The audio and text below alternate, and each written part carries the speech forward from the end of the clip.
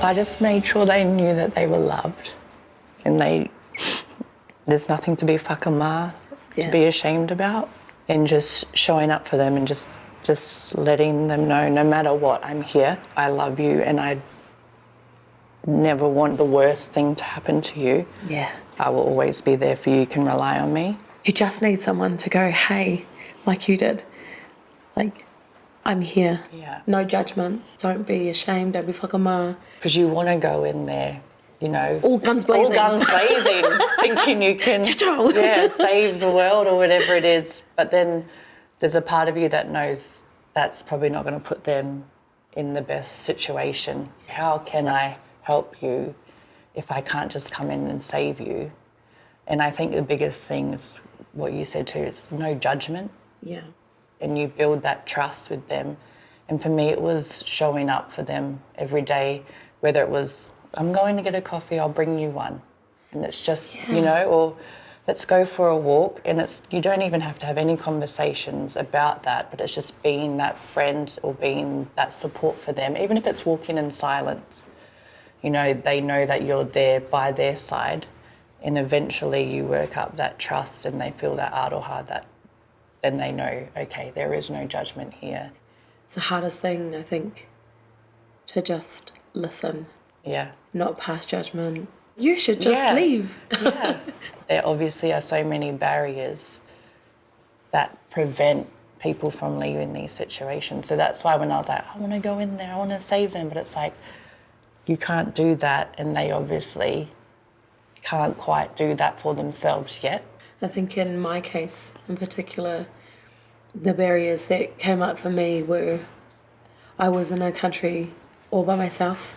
I didn't have any friends or whānau. Having kids was another barrier. Do I walk away? Do I leave? Being a failure. Yeah. Failing a relationship, failing my children, and then financially, where was I going to go? But then looking at my son and looking at him and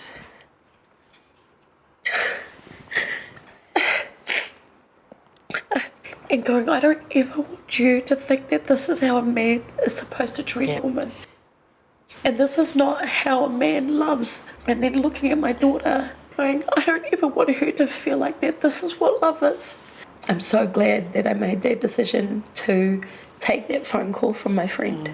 I'm so glad that me and my kids got to have a better life. So I've started the conversation just by listening, just being a friend and them talking and just listening to what they have to say.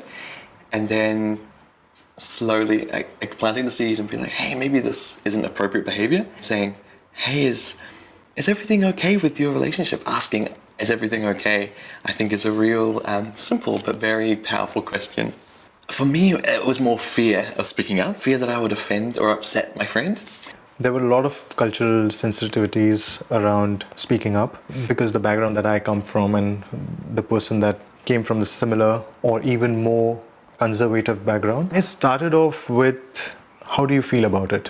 One of the things was financial dependence. They didn't have access to any money. My first thought was, but you are working and you're earning, so it's your money, right? Don't you feel like spending on what you want to spend it on? So that was my initial starter. Yeah. Just some more probing questions. I just want to emphasize, it's very important for us to be observant, vigilant, aware of people that you are around, and gather a little bit courage to have that conversation or to take an effort. It's also about you on the inside as well, and about, can I sit here and watch my friend suffer in a situation?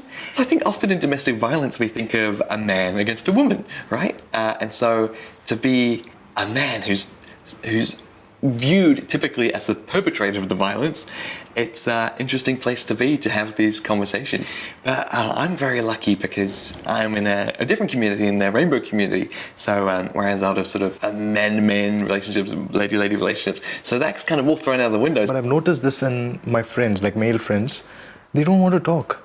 They just want to have, like, joke around, have fun. They want to talk on light topics. As soon as you start talking about something serious, they are like, Yeah. No. They don't want to deal with their problems, Don't right? talk to me about that, you know. There's that thing about men don't cry and all of those Yeah. things, you know. There's this saying in Hindi, "Mard ko dard nahi hota." That means men don't feel pain. Yeah, I think everyone feels pain, and we should just acknowledge it 100%. and talk about it more. I think crying should be considered a sign of strength. I 100% agree. So I had just told my best friend, she contacted my sister straight away. I was actually really angry and I didn't understand why at the time I was angry. Even though this doesn't make sense, I felt like I was betrayed. But she did it because my safety was on the line. I was in such a bad headspace because I was in fear. Yeah. Looking back now, I'm just like, that's what a true best friend does. That's the best thing that she was could have like done. the best thing she ever did for me. When I talked to her now, she was like, bro, I was willing to put our friendship online for your safety. And just Aw. like hearing that, I'm just like, oh man. Me and my sister are very close. She said that, she was like, bro, I was wanting to go to war for you. Oh. Oh, bro. I was gonna fight for you because I knew you didn't want to fight for yourself. Oh, That makes me emotional because I've got a best friend that I would do that for. Being safe is the most important part.